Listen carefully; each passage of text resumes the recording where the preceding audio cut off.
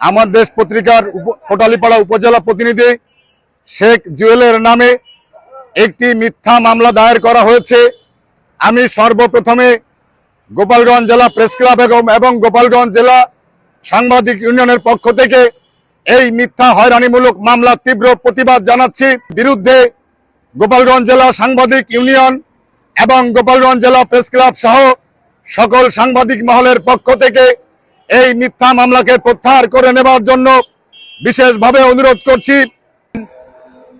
আমার দেশ পত্রিকার সাংবাদিক যেখানে অনিয়ম, যেখানে দুর্নীতি, সেখানে সে নিউজ করে। আর সাংবাদিকদের কাজই হচ্ছে এই নিউজ করা, সমাজে অনিয়ম দুর্নীতি তুলে ধরা। কিছুদিন আগে একটি রাস্তায় যে অনিয়মটা আমরা সবাই চোখে দেখেছি, যেটা বিভিন্ন ফেসবুক থেকে শুরু করে বিভিন্ন মিডিয়ায় পর্যন্ত এসছে, যে আপনার যে কাজটা করছে কাজের পিচ পর্যন্ত উঠে যাচ্ছে এবং রাস্তার পাশে 3 ফুট যে সোল্ডারিং করার কথা ছিল, যেখানে কোথাও 1 ফুটও করেনি।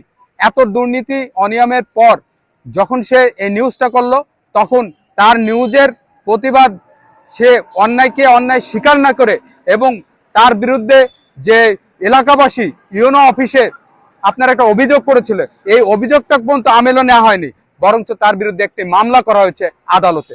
আমরা তীব্র নিন্দা জানাই। আমরা যখন সাংবাদিকেরা কোনো দুর্নীতি বা অপকর্ম নিয়ে সংবাদ প্রকাশ করি, তখন একটি মহল আছে যারা আমাদের বিরুদ্ধে প্রোপাগান্ডা ছড়াবে এবং আমাদের কিভাবে হেয় করে রাখা যাবে, নিচু করে রাখা যাবে, আমরা কোনো প্রোগ্রাম শুরু করলে সেটাকে কিভাবে বন্ধ করা যাবে, সেই ধরনের পায়তারা করেন। থাকবো কোনো সাংবাদিকের উপরে অন্যায় হলে আমরা সেটার বিরুদ্ধে রুখে দাঁড়াবো।